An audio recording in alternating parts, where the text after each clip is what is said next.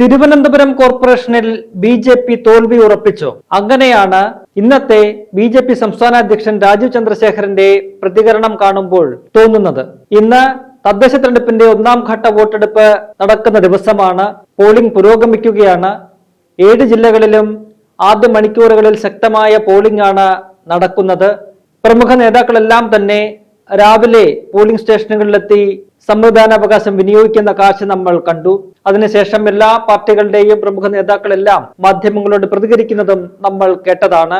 തിരുവനന്തപുരത്ത് തന്റെ പോളിംഗ് ബൂത്തിൽ വോട്ട് രേഖപ്പെടുത്തിയ ശേഷം ബി.ജെ.പി സംസ്ഥാന അധ്യക്ഷൻ രാജീവ് ചന്ദ്രശേഖർ നടത്തിയ പ്രതികരണം ഇപ്പോൾ വലിയ ചർച്ചയാവുകയാണ്.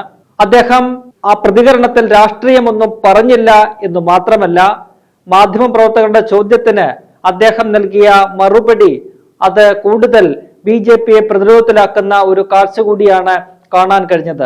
രാജീവ് ചന്ദ്രശേഖർ തന്റെ പ്രതികരണത്തിൽ പറഞ്ഞത്, ഇന്ന് ജനാധിപത്യത്തിന്റെ പ്രധാനപ്പെട്ട ഒരു ദിവസമാണ്.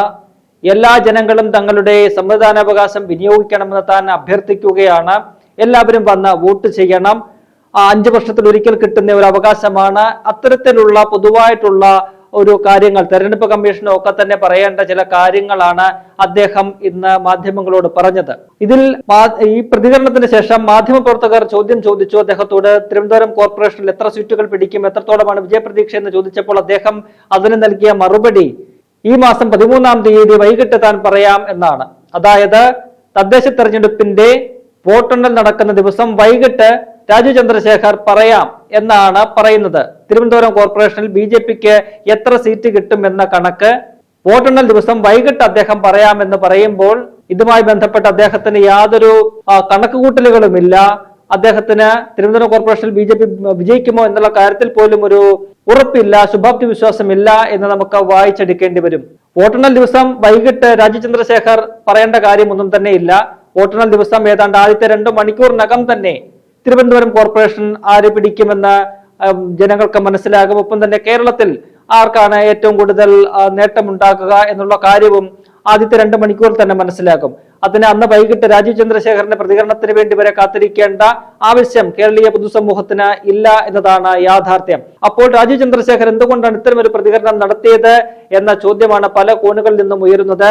ഈ തിരുവനന്തപുരം കോർപ്പറേഷൻ സംബന്ധിച്ച് ബി.ജെ.പിക്കുള്ള ഒരു ശുഭാപ്തി വിശ്വാസം, ആത്മവിശ്വാസം ഈ വോട്ടെടുപ്പ് ദിനത്തിൽ രാജീവ് ചന്ദ്രശേഖരന് എങ്ങനെ ഇല്ലാതായി എന്ന ചോദ്യമാണ് അവിടെ ഉയരുന്നത്.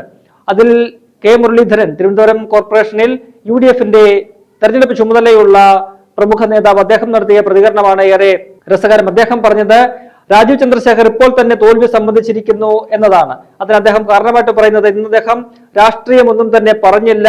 അദ്ദേഹം സാധാരണ പൊതുവായിട്ട് പറയുന്ന ചില കാര്യങ്ങൾ പറഞ്ഞതല്ലാതെ എന്തെങ്കിലും രാഷ്ട്രീയം പറയുകയോ ഏതെങ്കിലും തരത്തിലൊരു പ്രതികരണം നടത്തുക അദ്ദേഹം ചെയ്തിട്ടില്ല. അപ്പോൾ അദ്ദേഹം സ്വയം ഇന്ന് രാവിലെ തന്നെ തെരഞ്ഞെടുപ്പ് തുടങ്ങിയപ്പോൾ തന്നെ അദ്ദേഹം തോൽവി സമ്മതിച്ചിരിക്കുന്നു എന്നാണ് കെ മുരളീധരൻ പറഞ്ഞിരിക്കുന്നത്. മാത്രവുമല്ല, അദ്ദേഹത്തിന്റെ ഈ സംസ്ഥാന പദവിയിലെ ഡെപ്യൂട്ടേഷൻ ഈ മാസം 13-ാം തീയതി അവസാനിപ്പിച്ച് അദ്ദേഹത്തിന് തിരിച്ചു പോകേണ്ടി വരും എന്ന മുന്നറിയിപ്പും കെ മുരളീധരൻ നൽകുന്നുണ്ട്.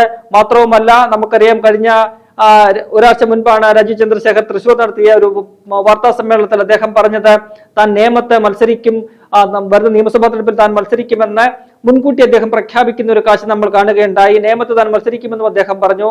എന്നാൽ ആ നേമം നിയോജക മണ്ഡലത്തിൽ യു.ഡി.എഫ് ഇത്തവണ വലിയ മുന്നേറ്റം നടത്തും, വമ്പിച്ച മുന്നേറ്റം നടത്തും എന്നുകൂടിയാണ് കെ മുരളീധരൻ ഇന്ന് രാവിലെ പ്രതികരിച്ചിരിക്കുന്നത്. നമുക്കറിയാം 2021 നിയമസഭാ തെരഞ്ഞെടുപ്പിൽ ബി.ജെ.പിയുടെ നിലവിലെ അക്കൗണ്ട് പൂട്ടിക്കുന്നതിന് നിർണായക പങ്കുവഹിച്ച ഒരു നേതാവ് കൂടിയാണ് കെ മുരളീധരൻ. എന്ന് അവിടെ അദ്ദേഹം സ്ഥാനാർത്ഥിയായിരുന്നു.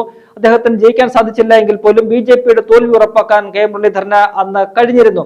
അതുകൊണ്ട് തന്നെ നിയമത്തിന്റെ എല്ലാ സ്പന്ദനങ്ങളും മനസ്സിലാക്കിക്കൊണ്ടാണ് കെ മുരളീധരൻ ഇന്ന് പറഞ്ഞത്, രാജീവ് ചന്ദ്രശേഖർ കണ്ടുവച്ചിരിക്കുന്ന നേമത്ത് യു.ഡി.എഫ് ഇത്തവണ വലിയ മുന്നേറ്റം നടത്തും എന്ന് പറയുന്നത്, നിയമം എന്ന് പറയുന്നത് കോർപ്പറേഷൻ പരിധിയിൽ വരുന്ന, പൂർണ്ണമായും പരിധിയിൽ വരുന്ന ഒരു നിയമസഭാ മണ്ഡലമാണ്. അവിടെ യു.ഡി.എഫ് കോൺഗ്രസ് ശക്തമായ ഒരു പോരാട്ടം മുന്നേറ്റം നടത്തുമെന്ന് കെ മുരളീധരൻ തറപ്പിച്ചു പറയുന്നുണ്ട്. അദ്ദേഹം തികഞ്ഞ ആത്മവിശ്വാസത്തിലാണ്. ഇന്ന് തെരഞ്ഞെടുപ്പ് നടക്കുന്ന 3 കോർപ്പറേഷനുകളിലും യു.ഡി.എഫ് വമ്പിച്ച് വിജയം നേടുമെന്ന് അദ്ദേഹം പറയുന്നു. ഒരു യു.ഡി.എഫിന് അനുകൂലമായ ഒരു സാഹചര്യം നിലവിലുണ്ട് എന്ന് അദ്ദേഹം പ്രതികരിക്കുകയാണ്. സമാനമായ രീതിയിൽ തന്നെയാണ് പ്രതിപക്ഷ നേതാവ് വി.ഡി. സതീശനും പറഞ്ഞിരിക്കുന്നത്. ഐതിഹാസിക വിജയം യു.ഡി.എഫ് ഇത്തവണ നേടും. ശബരിമല പോലെയുള്ള വിഷയങ്ങൾ CPM-നെ പ്രതിക്കൂട്ടിലാക്കിയിട്ടുണ്ട്. മാത്രവുമല്ല, ഈ ഭരണവിരുദ്ധ വികാരം ജനങ്ങൾക്കിടയിൽ വലിയ രീതിയിൽ ചർച്ചയായിട്ടുണ്ട്.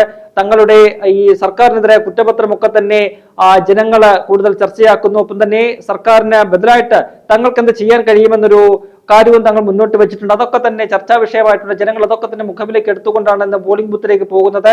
അങ്ങനെ ഐതിഹാസികമായ ഒരു വിജയമാണ് UDF-നെ കാത്തിരിക്കുന്നത് എന്ന് VD സതീശൻ പറയുന്നു. ഒപ്പം തന്നെ മുൻ മുഖ്യമന്ത്രി, മുൻ കേന്ദ്ര പ്രതിരോധ മന്ത്രി, കോൺഗ്രസിന്റെ സമുന്നത നേതാവ് AK ആന്റണി അദ്ദേഹം പറഞ്ഞത് ഒരു തരംഗം UDF-ന് ഉണ്ടാകുമെന്നാണ്. അത്തരത്തിൽ പ്രമുഖ UDF-ന്റെ നേതാക്കളെല്ലാം തന്നെ ഇത്തരത്തിൽ ആത്മവിശ്വാസത്തോടുകൂടി പ്രതികരിക്കുമ്പോഴാണ് BJP-യുടെ സംസ്ഥാന അധ്യക്ഷൻ പ്രത്യേകിച്ചും തിരുവനന്തപുരം കോർപ്പറേഷൻ ഭരണം പിടിക്കുമെന്ന് ഉറപ്പിച്ചു പറയുന്ന ഒരു പാർട്ടിയുടെ സംസ്ഥാനത്തെ അധ്യക്ഷൻ അദ്ദേഹം തനിക്ക് തെരഞ്ഞെടുപ്പ് ദിനത്തിലെ രാവിലെ നടത്തിയ പ്രതികരണത്തിൽ അത്തരത്തിലുള്ള അവകാശവാദങ്ങളൊന്നും തന്നെ ഉന്നയിക്കാൻ അദ്ദേഹത്തിന് കഴിയുന്നില്ല. അതിലും ഉപരിയായിട്ട് ഒരു മാധ്യമപ്രവർത്തകന്റെ ചോദ്യത്തിന് അദ്ദേഹം വളരെ ലാഘവത്തോടു കൂടി നൽകിയ ഒരു മറുപടിയും BJP-യെ കൂടുതൽ പ്രതിരോധത്തിലാക്കുന്ന ഒരു കാഴ്ചയാണ് നമുക്ക് ഈ തെരഞ്ഞെടുപ്പിന്റെ ആദ്യ മണിക്കൂറിൽ കാണാൻ കഴിഞ്ഞത്.